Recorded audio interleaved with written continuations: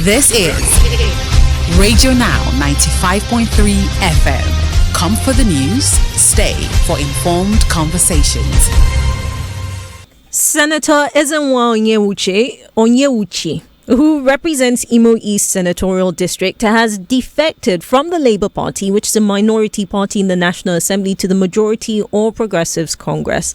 Now, the lawmaker declared his, quote, unflinching support for President Tinubu and revealed that his decision was informed by the intractable division and crisis in the Labour Party. Now, Senator Onyewuchi is not the first lawmaker to defect to the ruling party since the beginning of the 10th Assembly. Former YPP Senator Ifeanyi defected in October 2023, and the House of Representatives has also seen a similar trend. This isn't a new phenomenon, but it does raise questions of the future of this once praised political diversity of the 10th National Assembly. For more on this, I'm joined by Kunle Lawal, who's the Executive Director of the Electoral College and also a former senatorial candidate. Good morning and welcome to the conversation, Mr. Lawal. Good morning, Abila. Good morning, Radio Now. And good morning, Lagos. It's a pleasure to be here. It is a pleasure to have you on. Let's start off with this diversity of the 10th Assembly. Do you think that we can preserve it and maintain it until the end of the 10th Assembly's tenure? I don't think in Nigeria, and this is speaking clearly, I don't think in Nigeria party labels matter. Because it's been clear beyond reasonable that regardless of party affiliations, you don't see a party or a caucus taking a stand against probably the majority in the House or the ruling party in the House. That is not there. We're not there yet. So I think a flinching party doesn't really affect the normal, the day-to-day running of the National Assembly. If it were a situation which we had in most civilized countries, we wouldn't see such a thing because it mean a differential in ideology. But we don't see that in Nigeria.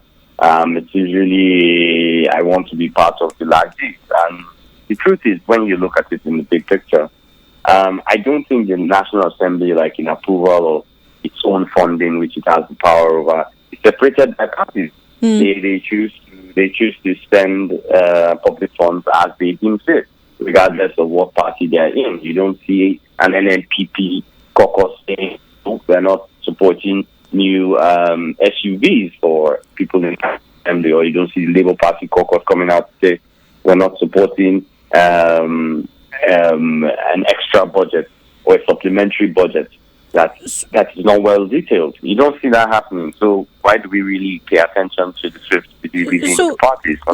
I understand what you're saying, but let me ask you this, right? At one point we had, if you like, something of an existential debate. Who wins the seat? Is it the party that wins the seat, or is it the person, the individual who wins the seat? And we've seen multiple court judgments that uphold the party's right to that particular seat at any point in time. So that brings me to the legislation that says that they're supposed to lose their seat if they defect.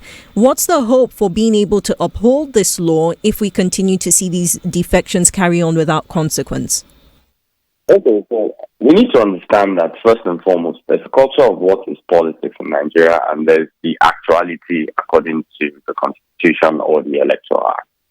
Now, the culture is what we have created, and we have created it to become the norm, which is totally a deviation from the Electoral Act. So it clearly states the seat belongs to the party. The individual is just representing the party in the seat. So it means that if this senator defected from the Labour Party to the APC, he can do that because his freedom of association is guaranteed by the Constitution. But what happens is that as he joins the party as a loyal member, he's going to lose the seat that he has in the House, and it will be open to the party to do a new primary, and whoever wins it goes back to replace him. But that is supposed to be the norm. But now there's two parameters to that. First and foremost, the new Electoral Act states that except those that ran against him in his party cannot take him to court on this matter. So even if you're in Labour Party, if you didn't run against him in the elections that he merged in, that's at the primary level at the party, you cannot take him to court. That's the new electoral act. It has that clause. So except one of the people that ran against him in Labour Party in his constituency decides to take this case to court, then his seat can be taken by the party.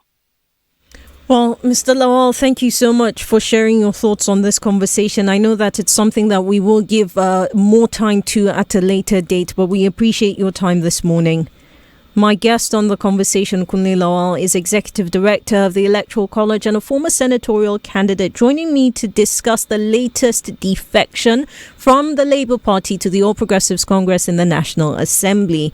We've discussed what this means for the political diversity within the 10th Assembly, which was touted as a good thing at the start of the Assembly's tenure.